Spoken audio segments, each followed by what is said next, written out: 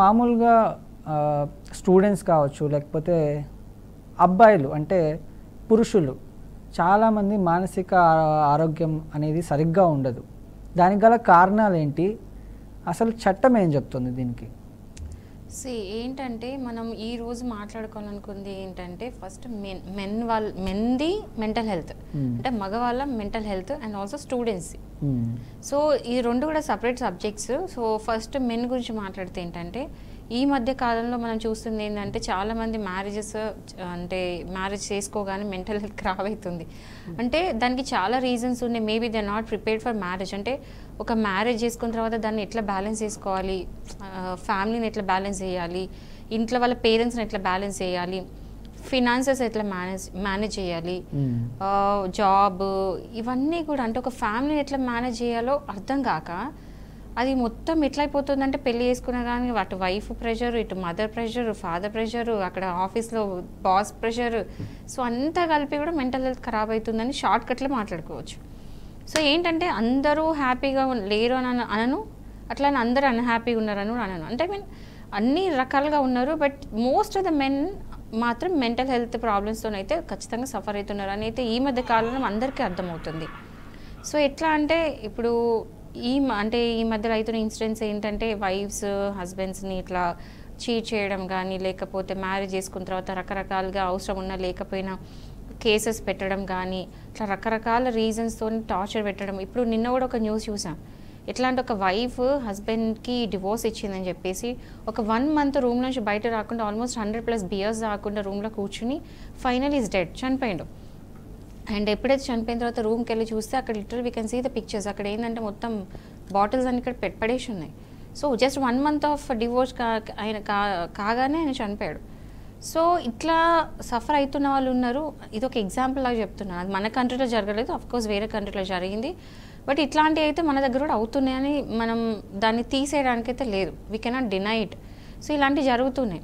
So ఈ mental health గురించి మాట్లాడుకున్నప్పుడు ఫస్ట్ వచ్చేది మెన్. ఈ మెంటల్ హెల్త్ అయితే మీకు నేను చెప్పే కంటే చూసే వాళ్ళకి బాగా తెలుసు. అండ్ దెన్ స్టూడెంట్స్ వరకు వస్తే ఏంటంటే ఈ ప్రెషర్స్, కాంపిటీషన్స్, ఎగ్జామ్స్లో మెరిట్స్ కోసము, పర్సంటేజెస్, మార్క్స్, యూనివర్సిటీలో మంచి సీట్స్, లేకపోతే బయట కంట్రీ పోయిన తర్వాత మంచి యూనివర్సిటీలో సీట్స్, ఇట్లా రకరకాల కాంపిటీషన్తో ఐఐటీనే రావాలా, నాకు జేఈ రావాలి, నీట్లో రావాలి, ఇవన్నీ టెన్షన్స్.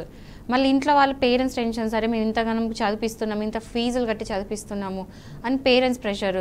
అది కాకుండా ఒక సర్కిల్లో తిరుగుతుంటే, ఫ్రెండ్స్తో తిరుగుతుంటే కూడా ఒక కాంపిటీషన్, అరే వీడికి మంచి మార్క్స్ వస్తాయి, వీళ్ళలాగా నేను లేను, వీడు పాస్ అయ్యింది, ఫెయిల్ అయ్యింది, ఇట్లా సంథింగ్ అట్లాంటి రీజన్స్ ఉంటాయి.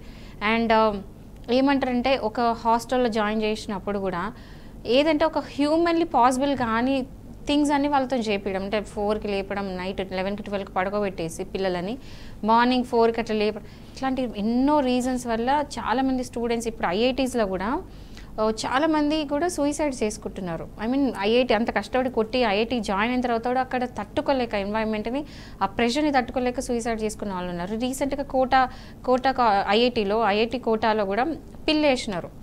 ఎందుకు అంటే ఆ మెంటల్ ప్రెషర్ తట్టుకోక సూసైడ్స్ చాలా ఎక్కువ అవుతున్నాయని చెప్పేసి. సో దీనికి మల్టిపుల్ రీజన్స్ ఉన్నాయి. చిన్నప్పటి నుంచి స్ట్రాంగ్ లేకపోవడం, ఏదో రీజన్స్కి అయితే ఇవి స్టూడెంట్స్ మెంటల్ హెల్త్ కూడా ఖరాబ్ అవుతుంది. అది చాలా ఎర్లీ స్టేజ్, చాలా ఎర్లీ ఏజ్లో, అంటే 10th ఇంటర్ కాగానే లిటరల్ 9th 10th నుంచి ఆ ప్రెషర్ అనేది స్టార్ట్ అయిపోతుంది అందరికీ కూడా. అంటే మామూలుగా పురుషుల విషయానికి మనం వస్తే, పురుషులు మానసిక సమస్యలు అనేవి ఎదుర్కొంటున్నా కూడా వాటిని బలహీనతగా భావించి, ఒకవేళ బయటకు చెప్తే ఎవరేమనుకుంటారో, లేకపోతే సమాజం ఏమనుకుంటుందో అని బయటకు కూడా చెప్పుకుంటూ ఉండరు. సో దాని మీద మీ అభిప్రాయం ఏంటి మేడం? చాలామంది మనం చిన్నప్పటి నుంచి చూస్తూ ఉంటాం, పిల్లలు ఏడుస్తూ ఉంటారు. అమ్మాయి ఏడుస్తుంటే ముద్దుగా అనిపిస్తారు, అరే ఏడవకు నాన్న, చాక్లెట్ తినిపిస్తా, ఐస్ క్రీమ్ తినిపిస్తా అంటారు. అదే ఒక అబ్బాయి ఏడుస్తే వాళ్ళకు కూడా చాక్లెట్ ఐస్ క్రీమ్ కొనిస్తారు కావచ్చు, కానీ దానికంటే ముందు ఒక డైలాగ్ పడుతుంది, ఏమని, అరే అమ్మాయిలాగా ఏడుస్తున్నావు ఏందిరా, పిచ్చి తెచ్చిందా అంటారు. అంటే ఒక అబ్బాయి ఏడుస్తే అమ్మాయిలాగా ఏడ్చినట్టే. లిటరల్ ఏంటంటే men are not suppose to cry. అబ్బాయిలు ఏడవద్దు అని ఒక టాబు అనేది సొసైటీలో ఒక వైరల్ వ్యాధిలాగా, ఐ మీన్ అది పాకిపోయింది. అండ్ దాన్ని పట్టుకొని చాలామంది అబ్బాయిలు ఏడవరు, ఎందుకంటే men are suppose to be strong. So వాళ్ళు ఏంటంటే కొంచెం ఏడ్చిన, ఈవెన్ కళ్ళల్లో నీళ్ళు వచ్చినా కూడా అయ్యోయ్యో ఏంది ఏడుస్తున్నారు, అండ్ కామెడీ చేసే వాళ్ళు ఎక్కువ ఉంటారు, అంటే ఏదో జోక్ లాగా చేసేస్తారు ఆ పర్సన్ని. సో బట్ నేనేం చెప్తున్నా అంటే ఏడుపు వస్తే ఏడవాలి, నవ్వు వస్తే నవ్వాలి, ఏ ఎమోషన్ వస్తే ఆ ఎమోషన్ అది అందరికీ అప్లై అవుతుంది. అది ఓన్లీ ఆడవాళ్ళకే అప్లై అవుతుంది అని లేదు, అది అబ్బాయిలకు కూడా అప్లై అవుతుంది. అబ్బాయిలు కూడా ఏడవచ్చు అన్న తప్పు లేదు. అండ్ ఎవరైనా అబ్బాయి వచ్చి ఏడుస్తే మాత్రం దయచేసి దాన్ని జోక్లా చేయకండి. ట్రై టు అండర్స్టాండ్ దెమ్, వాళ్ళని అర్థం చేసుకొని వాళ్ళ ప్రాబ్లం ఏంటో అర్థం చేసుకొని వాళ్ళతో షేర్ చేసుకోండి. వాళ్ళకి ఏ ప్రాబ్లం ఉందో షేర్ చేసుకోండి. ఎస్పెషల్ ఇంట్లో ఉన్న ఫ్యామిలీ మెంబర్స్ ఆర్ మెయిన్గా అయితే ఫ్రెండ్స్. యూజువల్గా అబ్బాయిలు మామూలుగా ఎవరితో షేర్ చేసుకుంటారు, యూజువల్గా అయితే ఫ్రెండ్స్తో షేర్ చేసుకుంటారు. సో ఆ ఫ్రెండ్స్ అనే వాళ్ళు సపోర్టివ్ ఉండాలి. ఎవరైనా అట్లాంటి ఏడుపులు అలాంటివి ఉంటే మాత్రం సపోర్ట్ చేయండి, ట్రై చేయండి, వాళ్ళ ప్రాబ్లమ్ షేర్ చేసుకోండి, దానికి ఏమైనా సొల్యూషన్ ఇవ్వాలంటే ఇవ్వండి. లేదు కొంతమంది మెయిన్ అసలు నాతో కాదు, నేను ఎవరితో షేర్ చేసుకోవాలంటే ప్లీజ్ కన్సల్ట్ సైకాట్రిస్ట్. ఓకే, మరి మీరు సైకాట్రిస్ట్ అంటే మేమేం పిచ్చోళ్ళం అనే వాళ్ళు కూడా అది కూడా దాని గురించి కూడా మాట్లాడదాం. సైకాట్రిస్ట్ ఇప్పుడు కొంతమంది ఇట్లా మెంటల్ హెల్త్తో ఇష్యూతోని సఫర్ అయితే కనుక చాలామంది ఏమంటారు, అరే సైకాట్రిస్ట్ అంటే ఏం మాట్లాడుతున్నా, నాకు పిచ్చిలేసిందా నాకేమో అంటే పిచ్చి పట్టిన వాళ్ళు మాత్రమే సైకాట్రిస్ట్ దగ్గరికి వెళ్ళరు.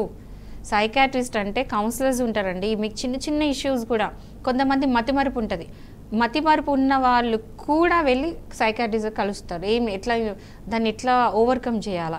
కొంతమంది యాంగర్ ఇష్యూస్ ఉంటాయి, సో యాంగర్ ఇష్యూస్ కూడా ఎట్లా ఓవర్కమ్ చేయాలి, ఇవన్నిటి కూడా సైకాట్రిస్ట్ హెల్ప్ చేస్తారు. ఆ టెక్నిక్స్ ఉంటాయి వాళ్ళ దగ్గర. మీకు పోగానే టాబ్లెట్స్ ఇచ్చి మీ పిచ్చి వేసింది టాబ్లెట్స్ వేసుకోండి అని అనరు. మీ ప్రాబ్లం ఏంటో కనుక్కుంటారు, దానికి టెక్నిక్స్ చెప్తారు. చాలా టూ మచ్ అంటే డిప్రెషన్, టూ మచ్ ఇష్యూస్ ఉంటేనే మెడిసిన్స్ ఇస్తారు. అదర్వైజ్ టెక్నిక్స్ చెప్పి దాన్ని ఎట్లా ఓవర్కమ్ చేసుకొని చెప్తారు. సో ఎవరైనా సైకాట్రిస్ట్ దగ్గర పోయినా నాకు పిచ్చిలేసిందా అనే దాంట్లో ప్లీజ్ బయటపడండి. మన ఒక్క కంట్రీలో, మన ఇండియాలో మాత్రం సైకాట్రిస్ట్ అంటే పిచ్చిలేసిన వాళ్ళే పోతారు అని ఒక ఫీలింగ్ ఉంది. బయట కంట్రీస్లో మాత్రం అట్లా ఉండదు. చిన్న చిన్న ఇష్యూస్ కూడా, ఈవెన్ మ్యారిటల్ ఇష్యూస్ ఉన్నా, వైఫ్ అండ్ హస్బెండ్ మధ్యలో ఇష్యూస్ ఉన్నా, లేదా పిల్లలకి చిన్నప్పుడు ఏమైనా ఇష్యూస్ ఉన్నా, స్కూల్కి వెళ్ళడానికి భయపడాలి అలాంటివి ఉంటే కూడా పిల్లల్ని తీసుకెళ్ళి సైకాట్రిస్ట్ కల్పిస్తారు. దాన్ని చాలా ఓపెన్గా ఉంటారు. కానీ మన కంట్రీలో మాత్రం ఇట్లాంటి ఇష్యూస్ అనేది ఏదో పెద్ద విషయంలా చూస్తారు, బట్ అది పెద్ద విషయం కాదు. Please try to change it. ఆ మైండ్ సెట్ నుంచి బయటపడండి. ప్రాబ్లం ఉంటే ఖచ్చితంగా సైకాట్రిస్ట్ కలవండి, ఒక కౌన్సిలర్ని కలవండి, ఇష్యూస్ సాల్వ్ చేసుకోండి. ఈవెన్ మ్యారిటల్ ప్రాబ్లమ్స్ ఉన్నా కూడా, అంటే మ్యారేజ్ ఇష్యూస్ ఉంటాయి కదండి, ఇప్పుడు వైఫ్ అండ్ హస్బెండ్ మధ్యలో ఉంటే ఈ పంచాయతీలు అవన్నీ పెట్టుకునే కంటే సైకాట్రిస్ట్ దగ్గర పోయి మ్యారిటల్ కన్సల్టెంట్, మ్యారిటల్ కౌన్సిలర్స్ అని ఉంటారు, వాళ్ళ దగ్గరికి వెళ్తే మీకు మంచి సొల్యూషన్స్ చెప్తారు. 90% ప్రాబ్లమ్స్ సాల్వ్ అవుతాయి. అంటే 10 మంది కపుల్స్ పోతే అట్లీస్ట్ 9 కపుల్స్కి అయితే నిజంగా కూడా ప్రాబ్లమ్ సాల్వ్ అయింది. ఒక్కరిద్దరు మాత్రం ఖచ్చితంగా మళ్ళీ డివోర్స్ దాకా పోతారేమో maybe, but that will work. చాలా బాగా పనిచేస్తుంది. బేసిక్గా పురుషులు చాలామంది చాలా సమస్యలతో ఇబ్బందులు పడుతుంటారు, కానీ ఆ సమస్యలు అనేవి చెప్పుకోరు. మామూలుగా కొంతమంది లేడీస్కే కోర్టులు ఫేవర్గా ఉంటాయి, లేడీస్కే చట్టాలన్నీ, పురుషులకు ఎలాంటి చట్టాలు లేవా. ఒకవేళ మేము కోర్టును ఆశ్రయించినా కూడా ఇప్పుడు ఒక అబ్బాయి వల్ల అమ్మాయి ఏదైనా మానసిక పరిస్థితికి గురైనా కానీ, లేకపోతే ఏదైనా ఇబ్బంది కలిగినా కూడా కోర్టుకి వెళ్ళి పోలీస్ స్టేషన్కి వెళ్ళి కంప్లైంట్ ఇవ్వచ్చు. కానీ ఒక అమ్మాయి వల్ల అబ్బాయి ఇబ్బంది పడితే కోర్టు కానీ చట్టాలు కానీ సహకరించవు అనే ఒక అపోహ అయితే ఉంది. ఇది ఎంతవరకు వాస్తవం అంటారు? లేదు, ఇప్పుడు మీకు ఒక ఫీలింగ్ ఏంటంటే 498 ఉంది. 498 అంటే విమెన్ వెళ్ళి పోలీస్ స్టేషన్ కంప్లీట్ విత్ క్రియాలిటీ వేసుకోవచ్చు అంటున్నారు. బట్ ఒకటి తెలుసుకోండి ఏంటంటే, అది ఒకప్పుడు చట్టాలు చాలా అమెండ్మెంట్స్ అయినాయి, చాలా మారుతూ వస్తూ ఉన్నాయి. అది ఈవెన్ మెన్కి ఫేవర్లో కూడా ఉన్నాయి. కానీ విషయం ఏంటంటే, ఇది తెలిసినంత అది జనాలకు తెలియక, మీకు అంటే మెన్కి కూడా చాలా సెక్షన్స్ ఉన్నాయి, సపోర్టివ్ సెక్షన్స్ ఉన్నాయి.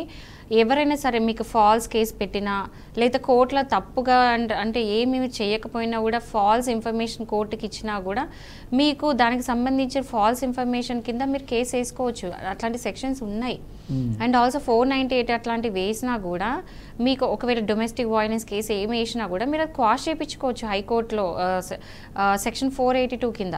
సో ఏంటంటే ప్రతి ప్రాబ్లంకి there is a solution. And ఇంకోటండి, డొమెస్టిక్ వయలెన్స్ కేసు ఓన్లీ విమెన్కే కాదు, అది మెన్ కూడా అప్లై అవుతుంది. ఏ ఉమెన్కైనా ఒకవేళ మ్యాన్ అంటే వాళ్ళ హస్బెండ్, వైఫ్ కనుక హస్బెండ్ని ఏదైనా హరాస్ చేస్తే డీవీసీ కింద even men can file the case. So ఇంకోటి, ఎవరైనా ఆడవాళ్ళు కనుక అబ్బాయిలని చీట్ చేస్తే మీరు సెక్షన్ 420 కింద మీరు వెళ్ళి మీరు పోలీస్ స్టేషన్లో కేసు పెట్టొచ్చు. సో ఈ ఏ ప్రాబ్లంకైనా ఆ సెక్షన్ ఉంది, ఈక్వల్గా ఉంది. కానీ పోలీసులు బట్ కానీ ఏంటంటే సమాజం కానీ పోలీసులు నమ్ముతారంటారా? సమాజం అనేది మారింది, ముందులాగా లేదు. ఈ మధ్యలో రీసెంట్గా ఈ పాస్ట్ 3-4 monthsలో సుప్రీంకోర్టు చాలా మార్చింది గైడ్ లైన్స్. మెయింటెనెన్స్లో మార్చింది. మెయింటెనెన్స్లో అంటే ఆల్మోస్ట్ 8 to 10 గ్రౌండ్స్ తీసుకొచ్చింది, గైడ్ లైన్స్ తీసుకొచ్చింది. ఈ 8 to 10 గైడ్ లైన్స్ ఎందుకు పాటించాలంటే మెయింటెనెన్స్ ఇట్లా ఇవ్వాలి అట్లా ఇవ్వాలని చెప్పి ఈ విధంగా క్యాల్కులేట్ చేయాలి, ఊరికే ఇవ్వకూడదు అని ఒక గైడ్ లైన్ తీసుకొచ్చింది. అండ్ మీరు 498 కేసులో కూడా ఏమని గైడ్ లైన్ తీసుకొచ్చింది రీసెంట్గా, 2 months వరకు అరెస్ట్ చేయొద్దు, క్లియర్గా తేలేదాకా కూడా అరెస్ట్ చేయొద్దు. సో 2 months వరకు ఎట్టి పరిస్థితుల్లో 498 కేసు రాగానే హస్బెండ్ రిలేటివ్స్ని అంటే హస్బెండ్ సంబంధించిన ఇన్లాస్ కానీ ఎవరిని కూడా అరెస్ట్ చేయొద్దు అని చెప్పింది. సో మార్పులు వస్తున్నాయి, ఐ మీన్ చాలా చేంజెస్ కూడా వచ్చినాయి. అని అందరికీ చెప్తున్నాను ఒకటే, ప్రతి ప్రాబ్లంకి సొల్యూషన్ ఉంటుందండి. ద థింగ్ ఈజ్ ఒక్క ప్రాబ్లం ఏంటంటే మీరు తెలుసుకోవడం, మీకు అవేర్నెస్ లేకపోవడం. అవేర్నెస్ లేనంత మటుకు ఇట్లా బ్లైండ్గా డార్క్గా మీలా మాట్లాడతారు. బట్ యాక్చువల్లీ అన్నిటికీ రెమెడీస్ ఉన్నాయి. ఇప్పుడు ఒక వ్యక్తి మానసికంగా తీవ్రంగా ఒత్తిడిలో ఉన్నట్టు ఫ్యామిలీ మెంబర్స్ కానీ ఫ్రెండ్స్ కానీ గుర్తించారనుకోండి, అప్పుడు అలాంటి సమయాల్లో లీగల్గా అంటే న్యాయపరంగా ఎలాంటి రక్షణ అనేది తీసుకోవచ్చు?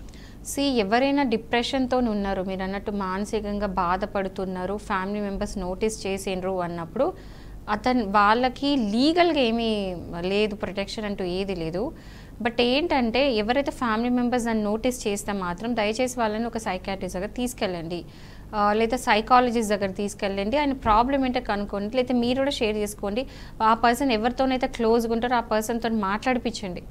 ఓకే, అంటే ఎవరో ఒకరు ఫ్రెండ్స్ ఉంటారు లేదా రిలేటివ్స్ ఉంటారో, ఎవరో ఒక పర్సన్కి మాత్రం అన్ని షేర్ చేసుకున్నంత క్లోజ్నెస్ ఉన్న వాళ్ళతో మాట్లాడిపించండి. And let them share it, let them open it, అంటే ఓపెన్గా వచ్చి చెప్తే ఆ ప్రాబ్లమ్ సొల్యూషన్ తీసుకురండి. అండ్ దాన్ని ఈజీగా తీసుకోవద్దు, జోక్స్ వేయొద్దు, దాన్ని చులకనగా చూడొద్దు. వాళ్ళ ప్రాబ్లం అంత ఇంత షేర్ చేసుకుని దాని తగ్గట్టు మీకు వీలైతే మీరు సొల్యూషన్ చెప్పండి, లేకపోతే ఒక ఎక్స్పర్ట్ దగ్గర తీసుకెళ్ళి సొల్యూషన్ చెప్పియండి.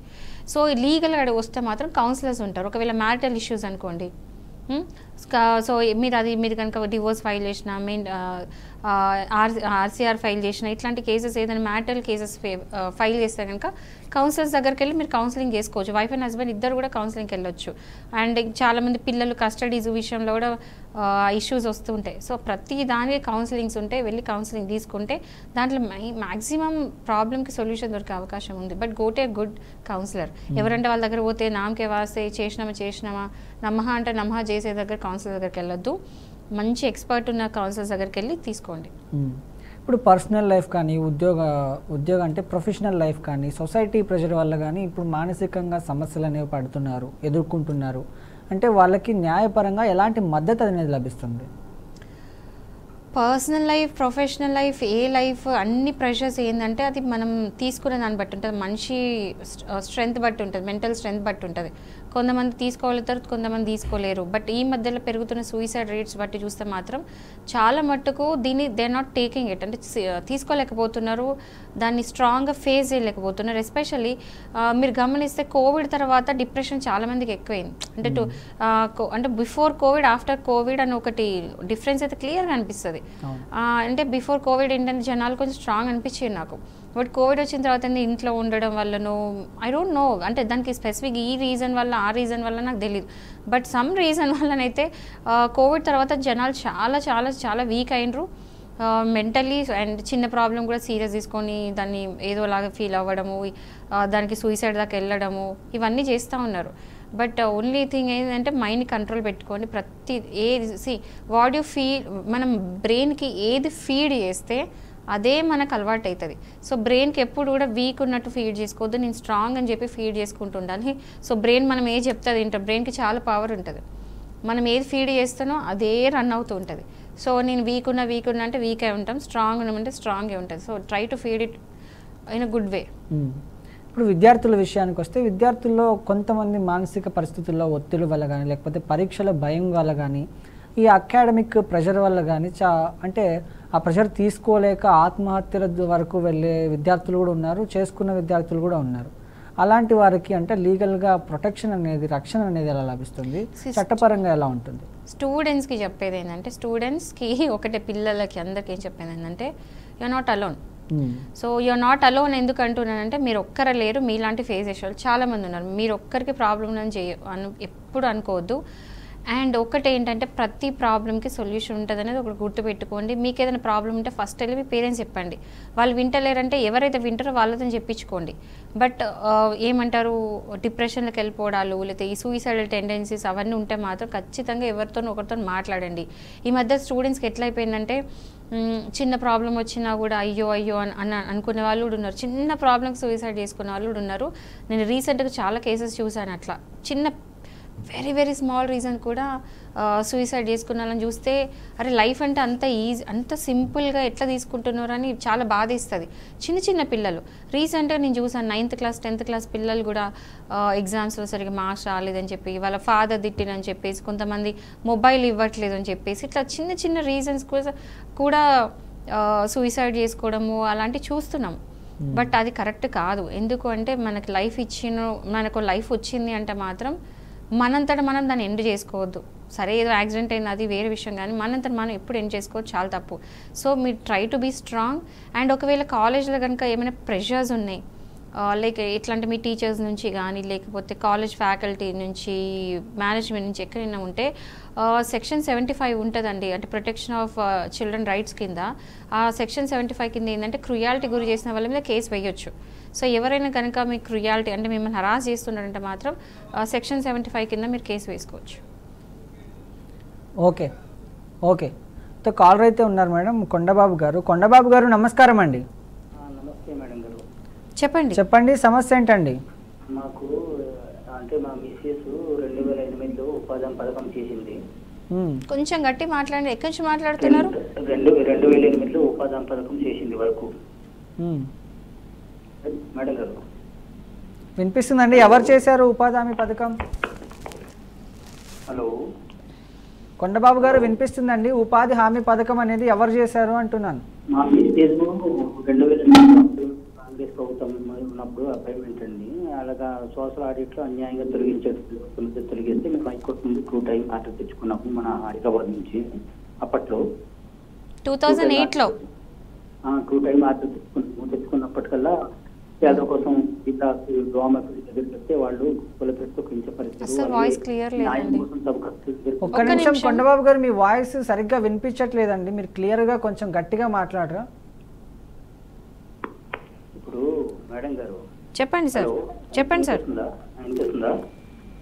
ఓకే, కొంచెం మెల్లగా చెప్పండి, క్లియర్ గా చెప్పండి. వినిపిస్తుందండి, చెప్పండి. 2008లో ఉపాధి హామీ పథకంలో మిసెస్ ఫీల్డ్ అసిస్టెంట్ గా చేసింది. అన్యాయంగా సోషల్ ఆడిట్ లో తొలగిస్తే మేము హైకోర్టుకు సంప్రదించి 2 టైం ఆర్డర్ తెచ్చాము 2011లో. 2012లోని నెల వేతనం కోసం అడిగితే వామపీడి కులపెట్టు కించపరిచారు. అలాగే మా పాడేరు అల్లూరు సీతారాం జిల్లా పాడేరు సబ్ కలెక్టర్ గారికి న్యాయం కోసం మాకు ఇలా కులపెట్టు కించపరిచారు, మాకు పోస్టింగ్ తీస్తారు, శాలరీ హైకోర్టు నుండి ఆర్డర్ తెచ్చాము, శాలరీ ఇవ్వమని అడిగితే మాకు కించపరిచారు అని చెప్పేసి మేము వెళ్ళి అడిగితే ఆయన కూడా మా కులపెట్టు కించపరిచారు, ఎంపీడీలకు కులపెట్టు కించపరిచి 2012 నుంచి నేటి వరకు రాష్ట్ర అధికారులకు, జిల్లా అధికారులకు, స్థానిక అధికారులకు మొత్తం అందరికీ, మరి న్యూఢిల్లీ కమిషనర్ గారికి అందరికీ తెలియజేస్తున్నాము. వాళ్ళు లక్షాధికారులు, కోటీశ్వరులు, మేము పేదవాళ్ళం అండి. అలా ఐఏఎస్ అధికారులు నేటి వరకు మేము ఇచ్చిన కంప్లైంట్లు పక్కన పెట్టేస్తున్నారు. జిల్లా కలెక్టర్ 2 ఎక్కువ అంటే పక్కన పెట్టేస్తున్నారు. మేము పేదవాళ్ళం అండి. మిమ్మల్ని కించపరిచింది ఎవరండి? డ్వామాపీడి ఎంజీఎన్ఆర్జీసీ డ్వామాపీడి సబ్ కలెక్టరు ఎంపీడీఓ. ఏమని కించపరుస్తున్నారు అంటే ఏమని కించపరుస్తున్నారు?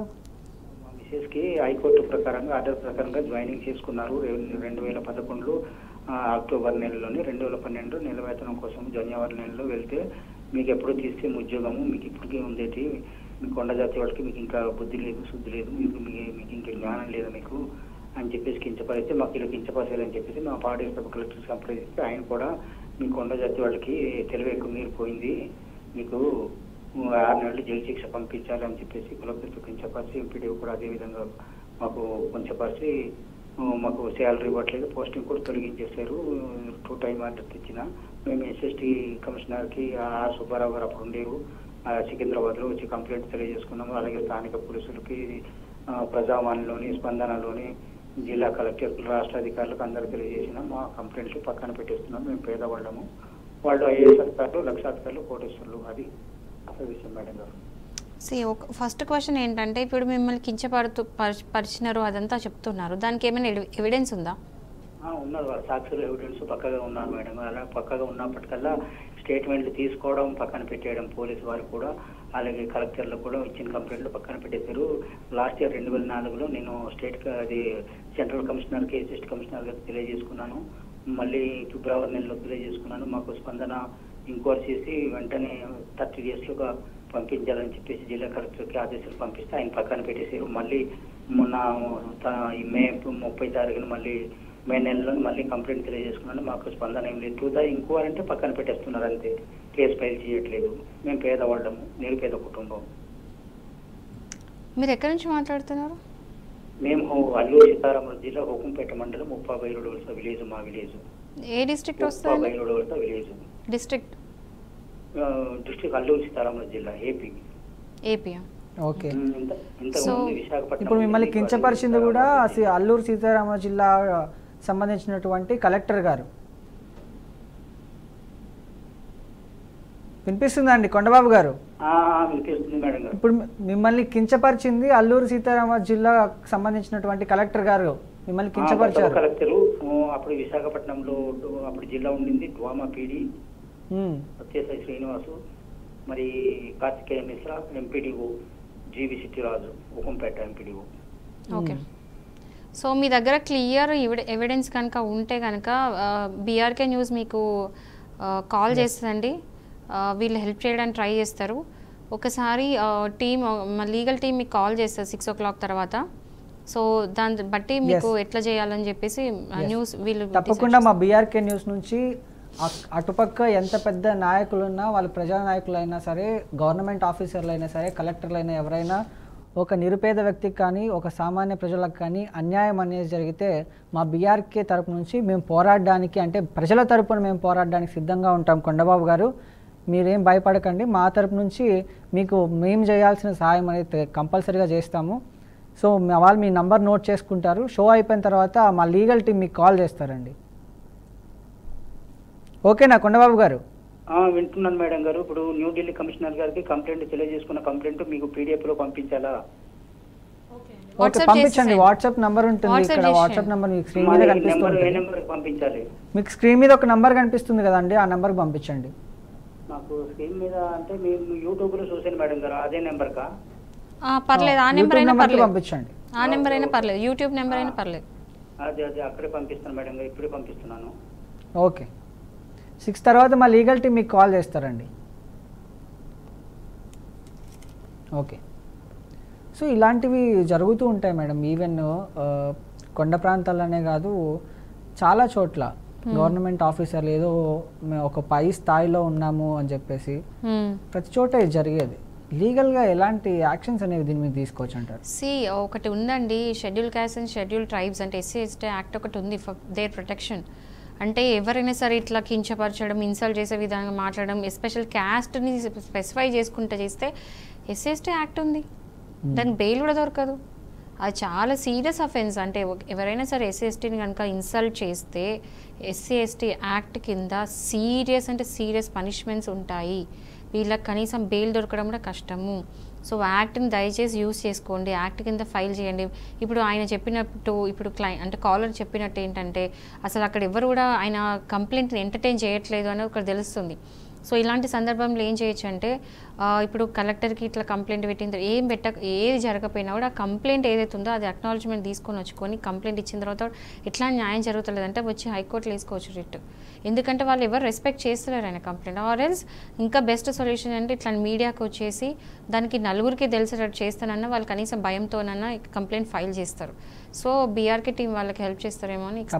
తప్పకుండా ప్రతి సామాన్య ప్రజలకి ఎలాంటి హెల్ప్ కావాలన్నా, మీకు ఎలాంటి రక్షణ కావాలన్నా బీఆర్కే న్యాయవేదిక కానీ బీఆర్కే న్యూస్ కానీ ముందడుగు ఉంటుంది. అంటే మొదటి స్నానంలో మేము ఉంటాం మీకు హెల్ప్ చేయడానికని న్యాయవేదిక ప్రోగ్రాంలు మీకు మళ్ళీ ఇంకొకసారి తెలియజేస్తున్నాం మేడం. సో ఇప్పుడు మామూలుగా ఇప్పుడు ఒక విద్యార్థులు కానీ లేకపోతే స్కూల్లో చదువుతున్నటువంటి చిన్న పిల్లలు కానీ కాలేజీల్లో మానసికంగా వేధింపులకు గురైనప్పుడు అలాంటి సందర్భాల్లో లీగల్గా వాళ్ళకి ఎలాంటి పరిరక్షణ అనేది లభిస్తుంది? చైల్డ్ ప్రొటెక్షన్ యాక్ట్ ఉంది ఒకటి. సో చిల్డ్రన్ ప్రొటెక్షన్ యాక్ట్ ఏంటంటే చిల్డ్రన్కి సంబంధించిన ప్రతి ఒక్క రైట్ అది కాపాడుతుంది, ప్రొటెక్ట్ చేస్తుంది. సో ఒకవేళ పేరెంట్స్ నుంచి, కొంతమంది పేరెంట్స్ నుంచి కూడా అబ్యూజ్ ఉంటుంది పిల్లలకి తెలియకుండానే.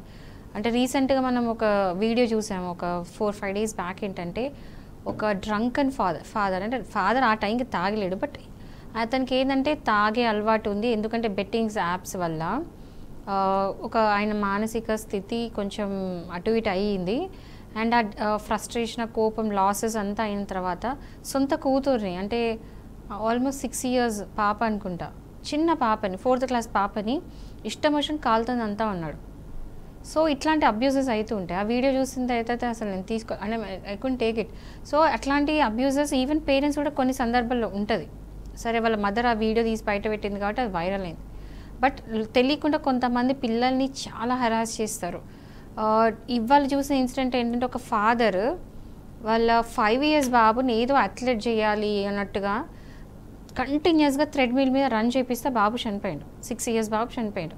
అంటే వాళ్ళ ఫాదర్ది ఏంటి, ఆ బాబుని ఎట్లా అథ్లెట్ చేయాలి అని చెప్పేసి, బట్ ఆ బాబు కెపాసిటీ కూడా చూడాలి. సో ఇట్లా ఇది మన కంట్రీలో జరగలేదు, బయట కంట్రీలో. సో ఇట్లా ఏంటంటే ఇట్లాంటి అబ్యూజెస్ అనేది పేరెంట్స్ నుంచి కూడా ఎంతో కొంత తెలియకుండా ఇంట్లో జరుగుతుంటుంది, బట్ అది మితిమించవద్దు. సో అబ్యూజ్ కనుక ఇంట్లో అయినా లేకపోతే బయట అయినా, అబ్యూజ్ అంటే జస్ట్ ఇట్లాంటి హరాస్మెంట్లు అయితే మాత్రం చిల్డ్రన్ ప్రొటెక్షన్ యాక్ట్ అనేది ఒకటి ఉంది. లేదు ఒకవేళ పిల్లలకి వేరే విధంగా అంటే అమ్మాయిలకు కానీ అబ్బాయిలకు కానీ ఏమైనా సెక్షువల్ హరాస్మెంట్స్ ఉంటే మాత్రం పాక్సో యాక్ట్ ఉంది. సో అఫెన్స్ బట్టి, ఈ అయ్యే క్రుయాలిటీ బట్టి, దాన్ని బట్టి ఏ యాక్ట్ వస్తుందో ఆ యాక్ట్ వస్తుంది. సో వీళ్ళకి మాత్రం వీళ్ళ రైట్స్ ప్రొటెక్ట్ చేయడానికి మాత్రం యాక్ట్స్ ఉన్నాయి, దాన్ని బట్టి కేసెస్ అనేది ఫైల్ చేసుకోవచ్చు. బట్ ఏంటంటే పిల్లలు వచ్చి ముందు చెప్పాలి. ఒకవేళ అంటే మనం కొన్ని పెద్ద బ్రాండెడ్ స్కూల్స్ విన్నాం, బ్రాండెడ్ స్కూల్స్, ఇంటర్ కాలేజెస్ ఇట్లా చెప్తూ ఉంటారు కదా, 1-2 ర్యాంక్స్ అని చెప్తూ ఉంటారు. సో ఆ స్కూల్కి వెళ్తే చాలా వీడియోస్ కూడా బయటకు వైరల్ అయినాయి. వెళ్తుంటే లిటరల్లీ పిల్లలు మమ్మల్ని బయట తీసుకురండి, హెల్ప్ అస్ అని అనేవాళ్ళు ఉన్నారు. ఏదో జైలు ఉన్నట్టు ఫీల్ అవ్వడం, అది నథింగ్ బట్ మెంటల్ ప్రెషర్. అది కొంతమంది చదువుతారు, కొంతమంది చదవరు. పిల్లలు చదువు అనేది ఇంట్రెస్ట్తో చదవాలి, భయంతో కాదు. భయం ఉండాలి. ఏ భయం ఉండాలి? ఎగ్జామ్లు పాస్ అవ్వాలి, నేను మంచి మెరిట్ తెచ్చుకోవాలి వరకు ఓకే. కానీ నేను చదవపోతే నన్ను కొడతారు, నన్ను చదవపోతే నన్ను ఇష్టమని తిడతారు అనే ప్రెషర్ ఉండద్దు. కాన్స్టెంట్ ప్రెషర్ తర్వాత ఫ్యూచర్లో రిఫ్లెక్ట్ అవుతుంది, వాళ్ళ ఫ్యూచర్ అంతా ఖరాబ్ అవుతుంది. ఇప్పుడు పడిన డిప్రెషన్ అది future life long carry on అవుతూ ఉంటుంది. సో అది చిన్నప్పుడు ఏంటంటే 10th, inter first year, second year, degree first year, ఈ ఏజ్ ఏదైతే ఉందో అది చాలా టెండర్ ఏజ్ అండి. అంటే చాలా అప్పుడు పడిన ఇంపాక్ట్ లైఫ్ లాంగ్ క్యారీ అవుతారు. సో ఈ ఏజ్ అనేది పేరెంట్స్ కానీ టీచర్స్ కానీ చాలా జాగ్రత్తగా కాపాడుకోవాలి పిల్లలని. వాళ్ళ మెంటల్ హెల్త్కి చాలా ప్రయారిటీ ఇవ్వాలి, చదువు కంటే కూడా ఎక్కువ ఇవ్వాలి. ఎందుకంటే తర్వాత ఫ్యూచర్లో వాళ్ళు పెద్దగిన తర్వాత వాళ్ళు ఇంకొకరికి కూడా ఆ ఇంపాక్ట్ చూపిస్తారు. సో ఈ ఏజ్లో చాలా జాగ్రత్త ఉండడం కరెక్ట్. దానికి రెస్పాన్సిబుల్ మెయిన్గా పేరెంట్స్ ఉండాలి, తర్వాత టీచర్స్ ఉండాలి. ఓకే. ఇప్పుడు డిప్రెషన్ వంటి మానసిక సమస్యలతో బాధపడుతున్నప్పుడు కానీ లేకపోతే మానవ హక్కుల పరంగా అతనికి ఎలాంటి ప్రాథమిక హక్కులు అనేవి లభిస్తాయి? ఎవరిదైనా సరే అండి, హ్యూమన్ రైట్స్ కనుక వయలేట్ అయితే, ఇప్పుడు విమెన్కి ఎట్లాగో విమెన్ ప్రొటెక్షన్ రైట్స్ ఉన్నాయి, ఓకేనా, విమెన్ ప్రొటెక్షన్ యాక్ట్ ఉంది, దానికి సంబంధించిన రైట్స్ ఉన్నాయి, దానికి ఒక కమిషన్ ఉంది. సో అది జనరల్లీ స్టేట్ వైడ్గా ఉంటుంది, లేకపోతే నేషనల్ వైడ్ కూడా కమిషన్స్ ఉన్నాయి, ఉమెన్ కమిషన్స్ ఉంటాయి. సో బట్ మెన్ వరకు వచ్చేస్తే స్పెషల్గా మెన్ ప్రొటెక్షన్ అయితే లేవు, ఏ కమిషన్స్ లేవు. బట్ స్టిల్ మీరు వెళ్ళొచ్చు హ్యూమన్ రైట్స్ కమిషన్కి వెళ్ళొచ్చు. ఒకవేళ మీ ఏదైనా రైట్ కనుక వయలేట్ అయింది, అది ఎవరైనా సరే వయలేషన్ చేస్తున్నారంటే మాత్రం అది ఎంప్లాయర్ అయినా సరే, లేకపోతే ఫ్యామిలీ మెంబర్స్ అయినా, రిలేటివ్స్, ఫ్రెండ్స్ ఎవరైనా సరే, మీ ఫండమెంటల్ రైట్స్ ఆర్ మీ రైట్స్ ఏ వయలేట్ అయినా కూడా మీ హ్యూమన్ రైట్స్ కమిషన్కి వెళ్ళి మీరు కేసు అనేది వేసుకోవచ్చు. సో హ్యూమన్ రైట్స్ కమిషన్ అని ఒకటి ఉంది, చాలామంది తెలియదు, తెలుసుకోండి. మీ రైట్స్ కనుక ఏ వయలేట్ అయినా కూడా మీరు హ్యూమన్ రైట్స్ కమిషన్కి వెళ్ళి మీరు కేసు అనేది పెట్టవచ్చు. సో మీరు వేసిన దాన్ని బట్టి, మీరు వేసే ఎవిడెన్స్ బట్టి కూడా ఒక్కటండి, ప్రతిదానికి ఎవిడెన్స్ అయితే ఖచ్చితంగా కావాలి. వేస్తానప్పో వేసేద్దాం నామకే వస్తే కాదు, ఖచ్చితంగా ప్రతిదానికి ఎవిడెన్స్ ఉండాలి. ఎవిడెన్స్ ఉంటేనే మీ కేసు రన్ అవుతుంది. ఓకే, చెప్పండి మేడం. మామూలుగా ఆఫీసుల్లో జరుగుతూ ఉంటాయి మెంటల్ హరాస్మెంట్, చాలామంది దీని గురించి అసలు తెలియదు చాలామందికి. అసలు చట్టబద్ధమైన నిర్వచనం ఏంటి మేడం? సో ఎవరైనా సరే మెంటల్ హరాస్మెంట్ చేసుకుంటే మాత్రం మీరు వెళ్ళి పోలీస్ స్టేషన్లో కేసు పెట్టొచ్చు. మెంటల్ హరాస్మెంట్ ఎట్లా ఉండాలి అంటే, దానికి ఇప్పుడు హరాస్మెంట్ వల్ల మీకు లిటరలీ ఒకవేళ సూసైడల్ థాట్స్ అట్లాంటివి వచ్చినాయంటే మాత్రం అలాంటి దానికి కూడా సపరేట్ సెక్షన్స్ ఉన్నాయి. సో సింపుల్గా చెప్పాలంటే ఏంటంటే, ఎవరైనా సరే మెంటల్ హరాస్మెంట్ మితిమించి చేస్తున్నారు, అంటే ఇప్పుడు కొంతమంది ఏంటంటే చిన్న వాటి కూడా వచ్చి జోక్లు వేయడానికి కూడా దాన్ని హరాస్మెంట్ కింద తీసుకోవద్దు. హరాస్మెంట్ అంటే నిజంగా హరాస్మెంట్ టర్మ్స్లో ఉండాలి. అప్పుడు ఒకవేళ మీకు మితిమించి బౌండరీ దాటి ఎవరైనా చేస్తున్నారు, మీరు అసలు అక్కడ సర్వైవల్ కష్టమవుతుంది, అలాంటి హరాస్మెంట్ ఉంటే మాత్రం మీరు వెళ్ళి ఒక ఎవిడెన్స్ తయారు చేసుకొని వీడియోనో ఫొటోస్ ఏదో వాటెవర్ ఏదైనా సరే ఆడియో రూపంలో ఏదో ఒకటి ఎవిడెన్స్ గ్యాదర్ చేసుకొని వెళ్ళి పోలీస్ స్టేషన్లో కంప్లైంట్ పెట్టండి. సో ఖచ్చితంగా మీకు న్యాయమైన జరుగుతుంది. సో డైలీ మీరు క్వశ్చన్స్ అడుగుతూ ఉంటే నేను చెప్తా ఉన్నాను. సో యాజ్ ఎ మ్యాన్ అంటే ఒక అబ్బాయిలాగా వాటెవర్, సో మెంటల్ హెల్త్ గురించి మీరే మాట్లాడాలనుకుంటున్నారు అంటే దీన్ని ప్రొటెక్ట్ ఎట్లా చేయాలంటే మీ వ్యూస్ ఏంటి దీని మీద? మెంటల్ హెల్త్ అనేది మేబీ నేను చెప్తే బాగోదేమో కానీ చాలామంది అబ్బాయిలకి అదొక తెలియని అనుభూతి. మేబీ ఎవరు ఏ అబ్బాయి ఏ మెన్ బయటికి చెప్పాలనుకోడు, నాకు ఈ ప్రాబ్లం ఉంది, నేను ఈ ప్రాబ్లమ్ని ఫేస్ చేస్తున్నాను, నేను ఇది అనుభవిస్తున్నాను, నాకు వీళ్ళ వల్ల ఇబ్బంది ఉంది, నాకు ఇప్పుడు ఏడవాలనిపిస్తుందని కూడా చెప్పుకునే సిచ్యువేషన్లో ఏ అబ్బాయి ఉండడు. ఒకవేళ ఇఫ్ ఇన్ కేస్ ఏడవాల్సి వచ్చినా కూడా సమాజంలో ఎవరి ముందు ఏడవాలి అని అనుకోడు. అండ్ నన్ను ఏడ్చే సిచ్యువేషన్ నాకుంది అని చెప్పాలనుకోడు, చెప్పడు కూడా. ఎందుకంటే అదొక prestige. Why? Because of I men. ఎందుకంటే నేను ఒక మగవాడిని కాబట్టి మగవాడు ఏడవద్దు, ఏడిస్తే కూడా ఎవరు దాన్ని నార్మల్గా తీసుకోరు. అండ్ సెకండ్ థింగ్ ఏంటంటే సమస్యలు అనేవి ఆడవాళ్ళ ఇంట్లో ఆడవాళ్ళకి సమస్యలు వచ్చినా మగవారికి సమస్యలు వచ్చినా దానిలో ముందుని తీర్చాల్సింది మగవాళ్ళే. ఎందుకంటే ఎండ్ ఆఫ్ ది డే ఒక ఫ్యామిలీలో ఏవైనా ఇష్యూ జరిగింది అంటే ఫస్ట్ గుర్తొచ్చేది ఆ ఫ్యామిలీలో పెద్ద మనిషి, ఆ పెద్ద హెడ్ ఆఫ్ ద ఫ్యామిలీ గుర్తొస్తారు. Either father or grandfather, ఎవరు ఉంటే వాళ్ళు. సో ఎక్కడ చూసినా కూడా మెన్కి స్వాతంత్రం ఉంది అంటే ఒక రకమైన స్వాతంత్రం మాత్రమే ఉంది, ఒక రకమైన స్వాతంత్రం లేదు అని నేను చెప్తాను మేడం. ఇప్పుడు దీనికి రీజన్స్ అయ్యి ఉంటాయి, ఎందుకు ఇట్లా షేర్ చేసుకోలేరు మీరు అని? ఎందుకంటే సమాజం ఇప్పుడు సమాజంలో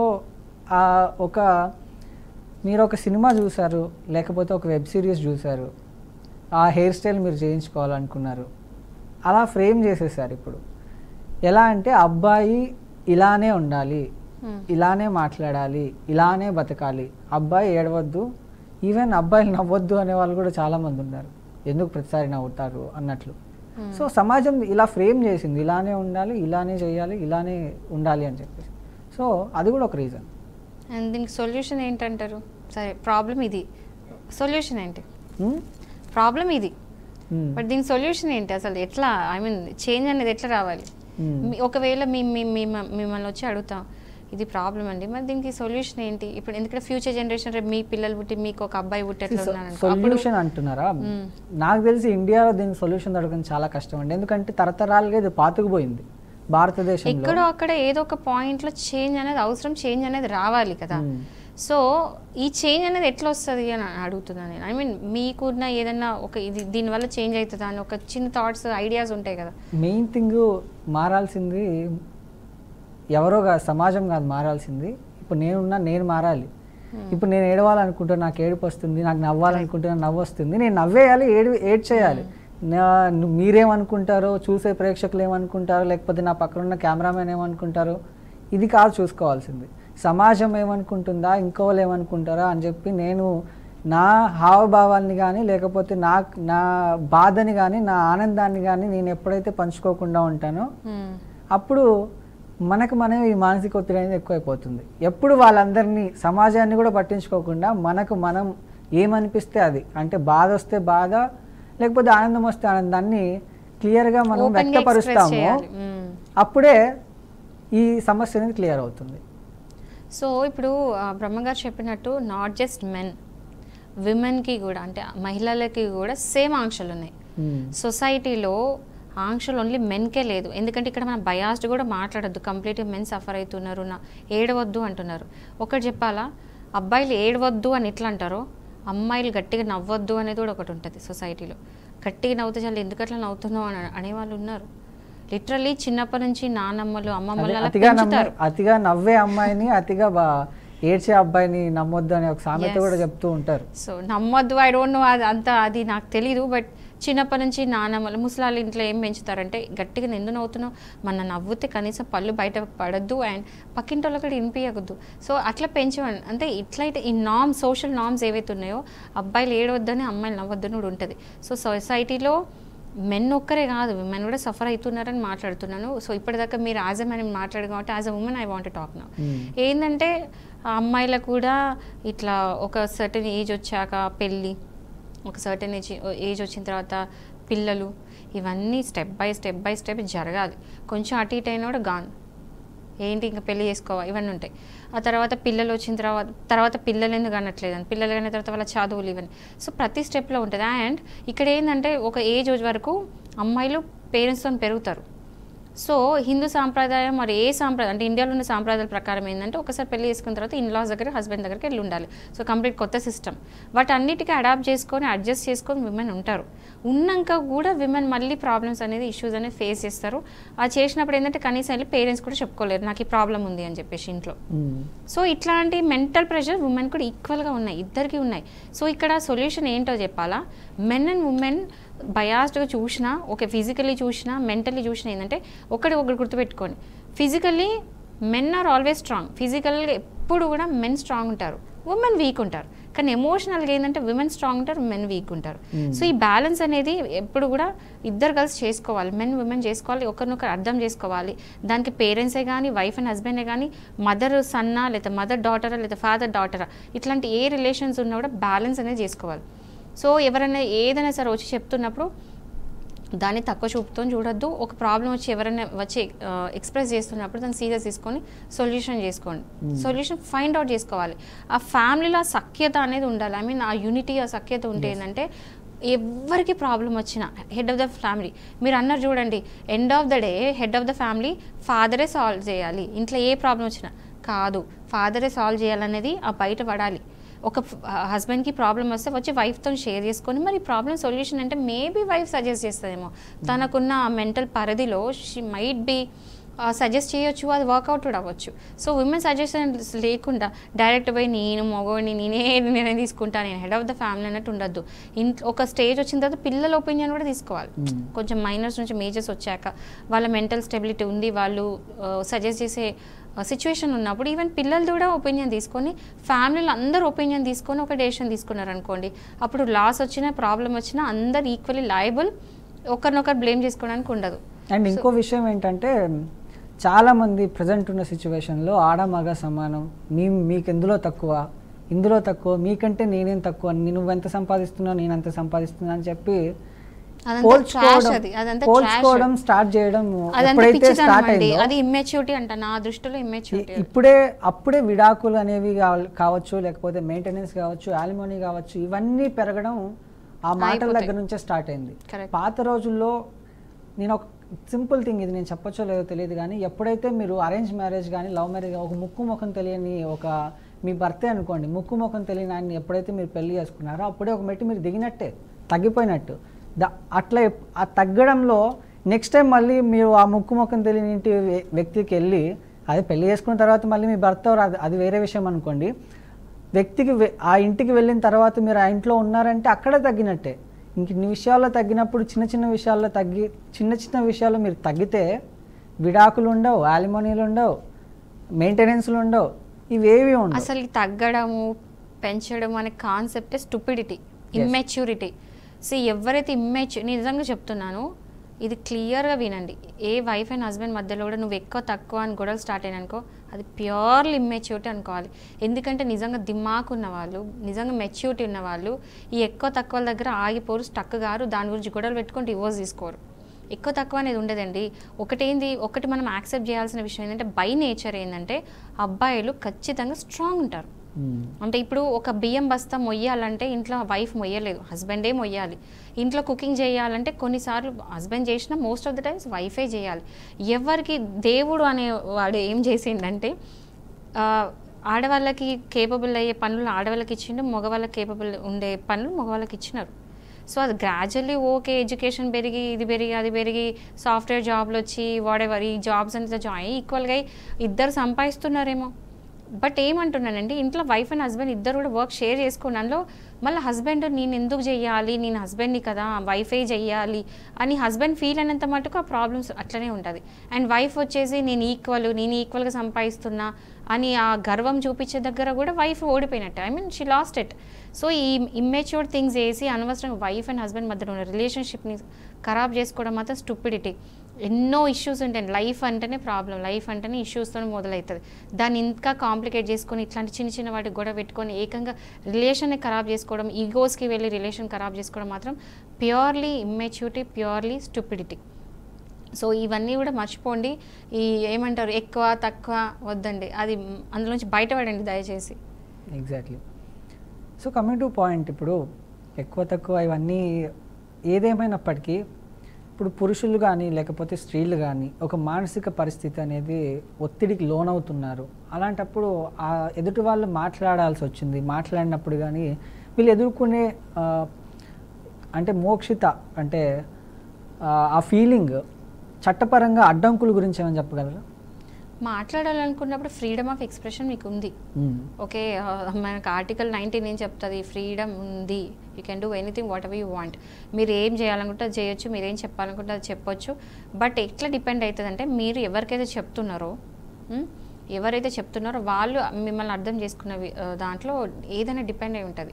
సో సపోజ్ మీరు ఎవరికైనా చెప్తున్నారు, వాళ్ళు వింటలేరు, మీరు ఎవరికి చెప్పుకున్నా మీ ప్రాబ్లమ్ సాల్వ్ అవుతలేదు. మీ ఒకవేళ వైఫ్ వెళ్ళి హస్బెండ్ చెప్పినా, హస్బెండ్ వెళ్ళి వైఫ్ చెప్పినా అర్థం చేసుకుంటలేరు అన్న కండిషన్స్లో ఉన్నారు, ఆర్ మిమ్మల్ని అర్థం చేసుకున్న పరిస్థితి భూ ప్రపంచంలో అసలు ఒక్కరు కూడా లేరన్నప్పుడు go to your psychiatrist. Simple. సైకాట్రిస్ట్ని కలవండి, టేక్ ట్రీట్మెంట్, ఏం అవసరం ఉంటే అది చేయించుకోండి, రెగ్యులర్గా పోయి సెషన్స్ తీసుకోండి. అంటే నేనేమి ఇక్కడ అంటే చాలామందికి నేను ఏదో సైకాట్రిస్ట్ని ప్రమోట్ చేస్తున్నట్టు అనిపిస్తుంది నాకే. బట్ అట్లా కాదు, ప్రాబ్లమ్కి సొల్యూషన్ మాత్రం డెఫినెట్గా ఇదే. బట్ ఏంటంటే ఇప్పుడు చాలామంది డివోర్స్ అనుకుంటే ఫైట్ చేసే వాళ్ళు హస్బెండ్స్ ఎక్కువ శాతం సూసైడ్ తీసుకుంటున్నారు ఆ టార్చర్ తట్టుకోలేక. ఎందుకంటే ఒకేసారి వాళ్ళ మీద 498 కేసులు, dowry protection act, domestic violence act, ఇవన్నీ కాక మళ్ళీ మెయింటెనెన్స్, మళ్ళీ డివోర్స్, అది కాకుండా పిల్లలుంటే పిల్లల కస్టడీ, ఇవన్నీ కూడా ఎగ్దమ్ ఒకేటేసారి అన్ని కేసెస్ వేసేసరికి హస్బెండ్ తీసుకోలేకపోతున్నాడు. అంటే తట్టుకోలేని ప్రెషర్. ఇది కాకుండా ఇప్పుడు హస్బెండ్ హైదరాబాద్లో ఉంటే ఆమె వెళ్ళి ఎక్కడ ముంబైలో కేసు వేస్తుంది, దానికోసం లీవ్స్ పెట్టుకొని ముంబైకి పోయి ఊకే రిప్రజెంట్ చేయడం ఆ కేసుని, దానివల్ల లీవ్స్ దొరకక అదొక మెంటల్ ప్రెషర్. సో ఇట్లాంటి మెంటల్ ప్రెషర్స్ అన్నీ ఉన్నప్పుడు మాత్రం ఒకటి చెప్తున్నా, రీసెంట్గా సుప్రీంకోర్టు ఇది కూడా చెప్పింది, ఒకవేళ ఎవరైనా సరే, చాలా మందికి తెలుసుకోండి, ఒకవేళ మీరు వేరే ఊర్లో కనుక మీ కేసు ఉందనుకోండి, మీరు ఒక ఊర్లో మీ లీవ్స్ దొరకనప్పుడు మీ అడ్వకేట్ చెప్పించి మీరు ఒక పర్మిషన్ అనేది తీసుకోవచ్చు. మీరు ప్రతి హియరింగ్కి మీరు అపియర్ కావాల్సిన అవసరం లేదు. ఫ్యామిలీ మ్యాటర్స్లో కంపల్సరీ అపియర్ కావాలని అనేవాళ్ళు, బట్ ఏంటంటే ఇప్పుడు అపియర్ కావాల్సిన అవసరం లేదు. మీ అడ్వకేట్తో మాట్లాడుకుని ఒక పిటిషన్ వేయించుకోండి, నేను ఇట్లా జాబ్ వల్ల నేను అపియర్ కాలేను, రిప్రజెంట్ చేయలేను అని చెప్పేసి. మీ అడ్వకేటే మీ తరఫున వెళ్ళి రిప్రజెంట్ చేసి మీ తరఫున ఏది ఉన్నదో అది చెప్తారు. సో ఆ ఫెసిలిటీ అనేది ఉంది. రీసెంట్గా సుప్రీంకోర్టు అమెండ్మెంట్ అంటే ఆ మార్పు అనేది తీసుకొచ్చింది. సో అది యూజ్ చేసుకోండి. సో ఇట్లాంటి ఏ మెంటల్ ప్రెషర్స్ ఉన్నా కూడా ఖచ్చితంగా అడ్వకేట్ని కలవండి, ఒక ఒపీనియన్ తీసుకోండి. ఎవరైనా సరే ఒక దగ్గర ఆగిపోద్దు, స్టక్ కావద్దు. ఏ ప్రాబ్లం ఉన్నా ఒక అడ్వకేట్ని లీగల్గా ఒపీనియన్స్ మాత్రం తీసుకోవచ్చు. కన్సల్టేషన్స్ అయినా, కేసు వేయాల్సిన పని లేదు, కన్సల్ట్ అయ్యేనా మీరు సజెషన్స్ తీసుకోండి. ఫైనల్గా మీరు ఏం చెప్తారు మేడం? అంటే ఈరోజు టాపిక్ గురించి కానీ, లేకపోతే మానసిక పరిస్థితి గురించి కానీ, స్టూడెంట్స్ పరిస్థితి కానీ, పురుషుల పరిస్థితి కానీ, స్త్రీల పరిస్థితి కానీ, వీటన్నిటి గురించి ఫైనల్గా మీరేం చెప్తారు? ఒక్కటేం చెప్తా అంటే ఆడవాళ్ళకైతే మెంటల్ స్ట్రెంత్ ఎక్కువ, మెంటలీ బలంగా ఉంటారు. బట్ వాళ్ళకు కూడా అంటే మెన్కి కంపేర్ చేస్తే బలంగా ఉంటారు. సో ఇక్కడ ఎక్కువ వీక్ ఉన్నది మాత్రం మీరు అన్నట్టు స్టూడెంట్స్, మెన్. సో మెన్ ఇప్పుడు లాస్ట్ జూన్లో కూడా అన్నారు, this June month is meant for men's mental health అని చెప్పి. జూన్ మొత్తం కూడా వాళ్ళకి అంకితం చేసిండ్రు, ఏది మెన్స్ మెంటల్ హెల్త్ కోసం అంకితం చేసేసిండ్రు అనమాట. సో ఏంటంటే ఇక్కడ mental health of men neglect చేయొద్దు. అది ప్రాబ్లం అంటే ఆ ప్రాబ్లం పెరిగి పెద్దగా అయ్యే ఛాన్సెస్ ఉన్నాయి. సో ఇక్కడనే ఆ ప్రాబ్లంకి సొల్యూషన్ తెచ్చుకోండి అని చేసి చెప్తున్నారు. సో మెంటల్ హెల్త్ మీకు ఏమైనా ప్రాబ్లం ఉంటే అది నెగ్లెక్ట్ చేయొద్దు, ఇగ్నోర్ చేయొద్దు. ఎవరైనా వచ్చి షేర్ చేసుకున్నవాడు దాన్ని నెగ్లెక్ట్ చేయొద్దు. Try to help them. ఒకవేళ స్టూడెంట్స్ కూడా పేరెంట్స్ వినండి, పిల్లల్లో ఏదైనా మార్పు, బిహేవియర్లో ఏదైనా మార్పు వచ్చి డిప్రెస్డ్ ఉండి డల్గా ఉన్నారని కనిపిస్తే మాత్రం వెళ్ళి కూర్చొని మీ పిల్లలతో మాట్లాడండి, ఏంటి ప్రాబ్లం అని మాట్లాడండి. సో దాన్ని బట్టి మీరు ఇచ్చే సజెషన్ వాళ్ళకి హెల్ప్ చేసినంత ఇంకెవ్వరు చేయలేరు. సో పేరెంట్స్ హెల్ప్ చేయండి, ఈవెన్ టీచర్స్ కూడా హెల్ప్ చేయండి. సో ఈ అన్ని ప్రాబ్లమ్స్కి ఒక సొల్యూషన్ మాత్రం ఉంటుంది. సూయిసైడ్స్ ఇలాంటివి ఎప్పుడు చేసుకోవద్దు, ప్రతి ప్రాబ్లమ్కి సొల్యూషన్ ఉంటుంది. Okay, thank you madam, thank you so much. మీ విలువైన సమయాన్ని మా బీఆర్కే ప్రేక్షకుల కోసం కేటాయించి, అంటే చాలామందికి ఒక అవేర్నెస్ లాంటిది మీరు చెప్పే మాటలు నేను కాల్స్లో మా కాలర్ చెప్తూ ఉంటారు, ఇలా కాల్ చేశారు, థ్యాంక్స్ చెప్పడానికి చేశారు, మీరు చెప్పిన దానివల్ల వాళ్ళ వైఫ్ మారింది, హస్బెండ్ మారారు, రకరకాల. ఈ సందర్భంగా ఇంకొకటి చెప్దాం అనుకున్నాను. చాలా మంది నాకు ఇన్స్టాగ్రామ్లో మెసేజెస్ చేస్తున్నారు, వాట్సాప్లో మెసేజ్ చేస్తున్నారు. థ్యాంక్స్ అండి అందరికీ, అంటే మీరు సొసైటీలో చాలా చేంజ్ తీసుకొస్తున్నారు అని చెప్పి అప్రిషియేట్ చేస్తూ, అండ్ మీరు చేసే యూట్యూబ్లో చేసే వీడియోస్ మాకు చాలా హెల్ప్ అవుతున్నది అని చెప్పి చాలామంది ఇన్స్టాగ్రామ్లో మెసేజెస్ చేస్తున్నారని. నాకు ప్రతి ఒక్కరికి రిప్లై ఇచ్చే అంత టైం ఉండట్లేదు.